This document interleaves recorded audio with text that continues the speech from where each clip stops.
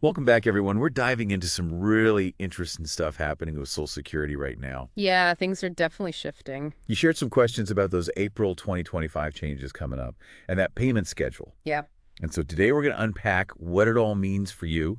And I think there are some things you'll definitely want to know about. definitely lots going on. So we'll start with those April 2025 payment dates. So, when to expect those payments. Right. And then we'll dig into some of the broader changes taking effect this month because those could really impact your bottom line. For sure.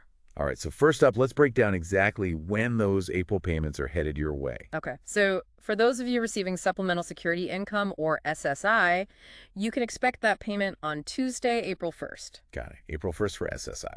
Now, unlike March, there's no early deposit for SSI this month, so Tuesday's the day to look out for. Okay, Tuesday, April 1st for SSI noted. Now, what about folks who receive both SSI and regular Social Security, or if your benefits started before May 1997? Yeah, good question. When did those payments arrive? That payment date is Thursday, April 3rd. Okay, Thursday, April 3rd for those receiving both or for claims that started before May 97. Right. All right, and for the majority of folks whose benefits began after May 1997, those payments are tied to your birth date. Exactly. So if your birthday is between the 1st and the 10th of the month, you can expect that deposit on Wednesday, April 9th. Okay, Wednesday, April 9th for those early birds, got it. Then for birthdays falling between the 11th and 20th, the payment comes the following Wednesday, April 16th. Another Wednesday to remember, April 16th. Okay. And finally, for those born between the 21st and the 31st, your payment is scheduled for Wednesday, April 23rd. Perfect. So Wednesday, April 23rd for those late April birthdays. That's right. All right, so quick recap. SSI on April 1st, combined SSI or pre-May 1997 Social Security on April 3rd. Then the rest are based on your birthday 1st through the 10th, get paid on the 9th, 11th through 20th on the 16th, and 21st through 31st on the 23rd. You got it. Now, for those with direct deposit, any chance they might see those funds a little early? Absolutely. If you're set up with direct deposit, watch your account closely. That morning banks often process those overnight. So a nice little bonus for those folks. Exactly. Now, on the flip side, what about those still receiving paper checks? How should they plan for that? Yeah, if you're still getting a paper check, it really depends on the mail service in your area. Makes sense. Could take a few extra days, so just factor that in. And just to reiterate, no matter how you get your payment, it's always smart to just quickly verify that amount each month. Oh, for sure. Even though errors are rare, catching them early can save you a big headache later on. All right, a quick glance at your bank statement or your online Social Security account can give you that peace of mind. Exactly. Okay, so April payment schedule, all squared away. Exactly. Now let's talk about something that could be really good news for many of you, a potential increase in your monthly Social Security payments. Oh, yeah, this is a big one. It's all about the Social Security Fairness Act, and I think a lot of people are going to be excited about this. I think so, too. All right, so fill us in. What's the deal with the Social Security Fairness Act and what's changing? Well, the Social Security Fairness Act is officially in effect as of this April. Okay, big news. And this is huge because it marks the end of the windfall elimination provision, or WEP, and the government pension offset, or GPO. Now, for those who may not be familiar with those, can you break down what exactly those rules were and who they impacted? Sure, these rules have really affected over 2 million public sector retirees, folks like teachers, firefighters, police officers. Right, essential workers. Absolutely. And the way these rules worked is that their Social Security benefits could actually be reduced just because they also received pensions from jobs where they didn't pay Social Security taxes. So even if they worked other jobs where they did contribute to Social Security, Yeah, exactly. their benefits could still be lowered because of these other pensions. That's right. It's been a real sore spot for a lot of people. Yeah, I can imagine that's a big chunk of change potentially missing. It really is. But here's the good news. The repeal of these rules is actually retroactive all the way back to January 2024. Wow, so it goes back even further than just this month. It does, and the Social Security Administration has already been busy getting those funds back to people. That's fantastic. So what kind of action have they taken already? Well, they've already distributed over $7.5 billion in back payments to over 1.1 million people who were affected by those old rules. Wow, 7.5 billion. That's amazing.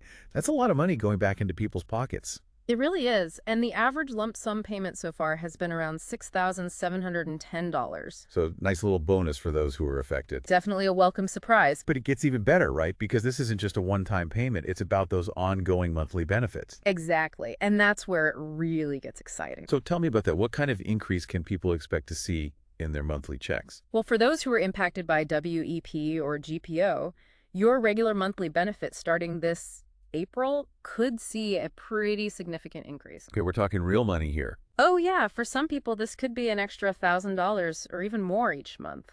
$1,000 extra each month? That's life-changing for some folks. It really can be. It can make a huge difference in their budget. So for anyone who worked in the public sector and may have been affected by those WEP or GPO rules, keep a close eye on your deposit this month. Right. You might be pleasantly surprised with a much bigger payment than you were expecting. Maybe even double in some cases. Possibly. It's definitely something to look forward to. Okay, so some great news with the Social Security Fairness Act, potentially bringing a lot of folks a nice financial boost. Yeah, definitely a win. But you also mentioned that not all the changes this month are quite so positive. Unfortunately, that's true. Let's talk about the overpayment policy that's been reinstated. Right. So as of March 27th, the SSA has gone back to their previous overpayment policy. Okay, and what does that mean exactly? It means that if the SSA decides you were overpaid for any reason at all, whether it's an error on their end or a delay in you reporting some income, anything really, they can now withhold 100% of your benefit until that overpayment is paid back. 100%. So your whole payment could disappear. That's right. Yeah. Which is a big change from what was happening during the pandemic. Yeah, remind me, what was the policy before? During the pandemic, they could only withhold up to 10% of your benefits. Okay, so going from 10% to potentially 100%, that's a huge difference. It is, and it has a lot of people worried, especially those who rely solely on their Social Security payments. Yeah, I can see why that would be a big concern. Imagine suddenly losing your entire income. Exactly. It could make it impossible to pay for essentials like housing, food, and medications. So if someone gets a letter from the SSA about a potential overpayment, what should they do? What are their options? First of all, do not ignore that letter. Yeah, don't bury your head in the sand. Even though it's scary, you do have rights. You can request a waiver if you believe the overpayment wasn't your fault, or if paying it back would be a huge hardship. Okay, so there's a chance you might not have to pay it back at all. Exactly, and you can also appeal the decision if you disagree with them saying you were overpaid. Okay, so you have options to fight back if needed. You do, and you can also try to work out a payment plan with them, but the key is to act fast. Right. Don't wait on this one. Definitely not, especially with that 100% withholding rule back in place. Okay, so bottom line, if you get an overpayment notice, contact the SSA right away and figure out your options for a waiver, an appeal, or a payment plan. Exactly. Now let's move on to another big change. This one's about how you manage your account, specifically verifying your identity and updating your direct deposit info. Right. So as of March 31st, you can no longer do those things over the phone. So no more quick phone calls for that. Nope.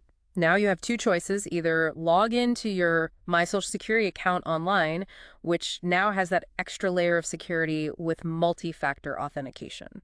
Okay, so you probably need a code from your phone or something along with your password. Exactly. Or your second option is to go in person to a Social Security field office. So it's either online or in person. That's right. Now, they say this change is all about combating fraud.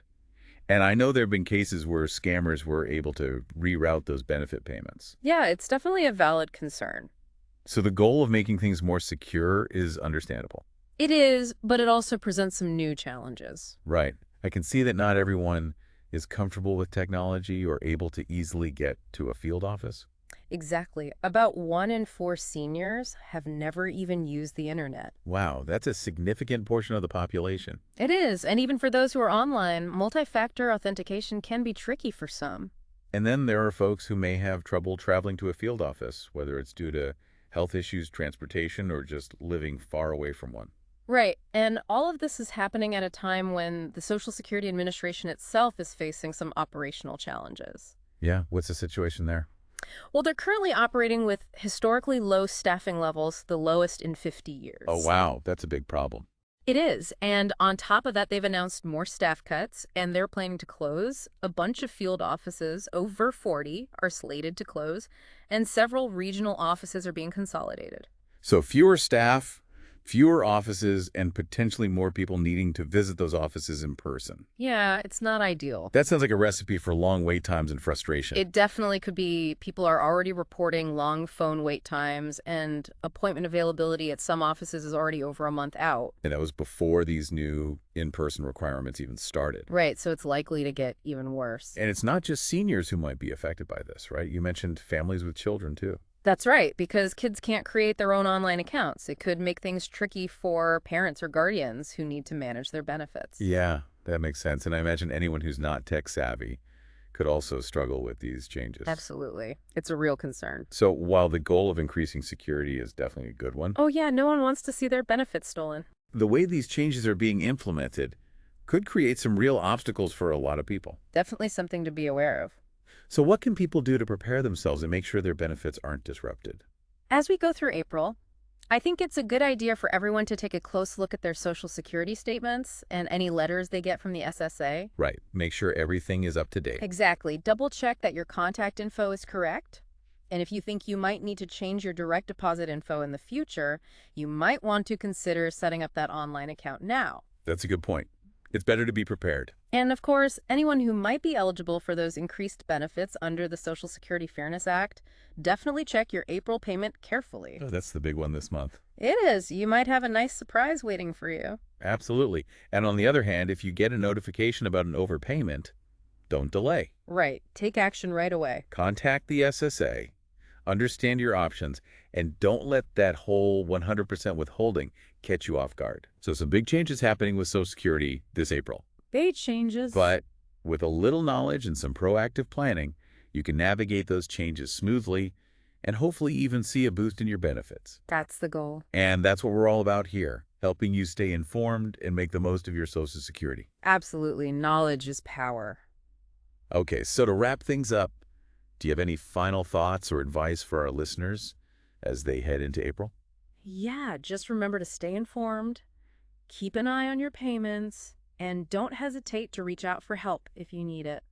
Great advice. Thanks so much for breaking all of this down for us. It's been incredibly helpful. My pleasure. Happy to help. And for all of you listening out there, we hope this deep dive has given you a better understanding of the Social Security landscape and the changes that are coming your way. Yeah, we hope you feel more prepared now. And remember, your financial well-being is important, and staying informed is the first step in protecting it. Couldn't agree more. Now, here's a final thought for you to chew on. With these big changes to Social Security, potentially putting more money in people's pockets, how do you think this will impact the bigger picture of retirement security in our country? That's an interesting question. What other unexpected shifts might we see on the horizon as this vital system continues to evolve? It's definitely something to ponder. Food for thought. Thanks again for joining us, everyone, and we'll see you next time for another deep dive. See you then.